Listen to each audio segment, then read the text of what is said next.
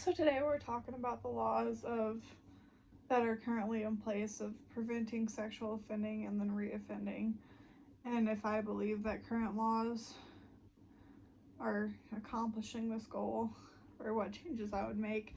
So first I want to talk about Karen J. Terry's 2013 textbook. She mentioned a lot of different laws we have in place, and I thought that a lot of these were well written and well thought up.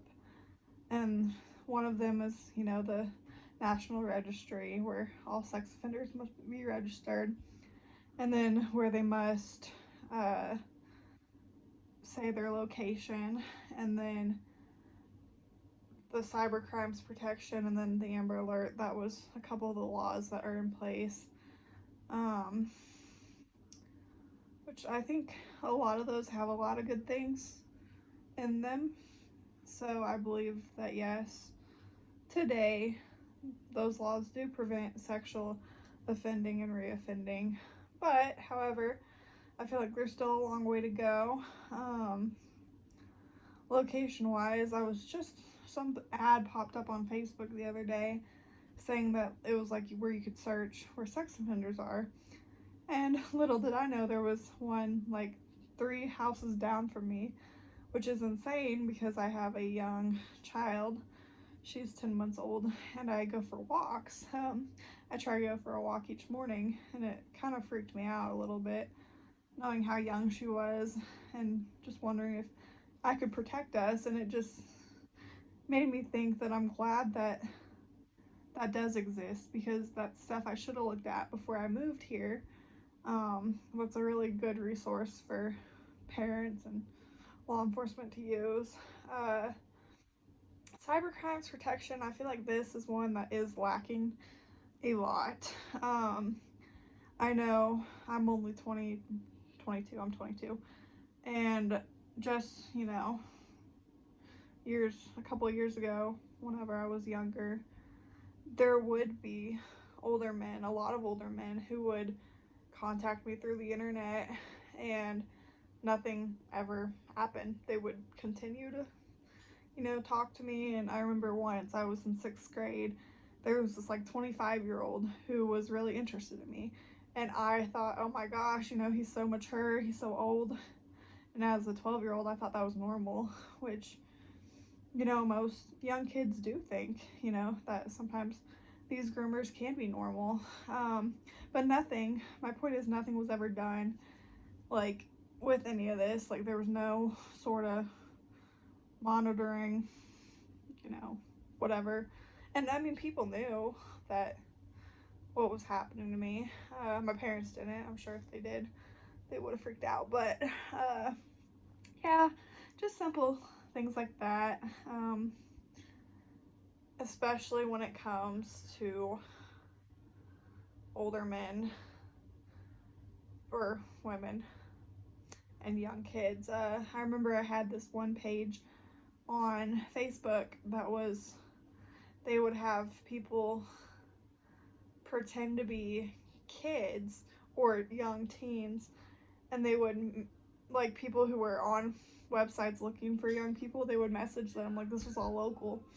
And I remember one time, and they would like set them up to meet each other, and then they'd record them and post it on Facebook so everybody knew that, hey, this person's into kids. And this one guy was from my church. His wife was the head of the preschool, which was pretty terrible for her. And he went to meet up with a 13-year-old. And I remember nothing was ever done. He wasn't ever arrested. And that really threw me off, because, it's normal people. It's people you go to church with. It's people who are, you see on day-to-day, people you wouldn't expect. Nobody expects somebody who goes to church to, try to hook up with 13-year-old girls. So that really opened up my eyes to see that, nothing happened to him. He can probably still reoffend. And then when I was reading over the Juvenile Sex Offender Registry, that's the source, it was talking about how you shouldn't label, or children shouldn't get the label for their whole life. And it said that the reoffending rates for youth are below 3 for sexual offenses, which you have to then analyze how many children are on that registry versus adults, because that 3% can sound like it's not a lot, but it can be if there's less children on the registry. So as a mom, I believe in second chances. I believe that children can change, especially since they are children and their brains aren't fully developed yet. But at the same time, the standards to change shouldn't be lowered because they're children. They should forever be on the sex offender list until they can prove otherwise, that they're safe for the community, even with children. And that, that's where I'm torn. I am a mom. I feel like I just don't know. And then with that being said, if anything happened to my daughter, or my daughter that I'm currently pregnant with, that just blows my mind. And if it was, from another kid, it just freaks me out a little bit. I do believe that they can change. That doesn't mean they will, but they can. So I didn't really agree with that article all the way. I think it had a good main point or whatever, but I don't think that, I think they put that, it's below 3 to make it sound like it's not a problem, but it really is, because odds are there's more adults on that list than there are children. So I don't know if you get where I'm going with it. It's kind of more of the math right there.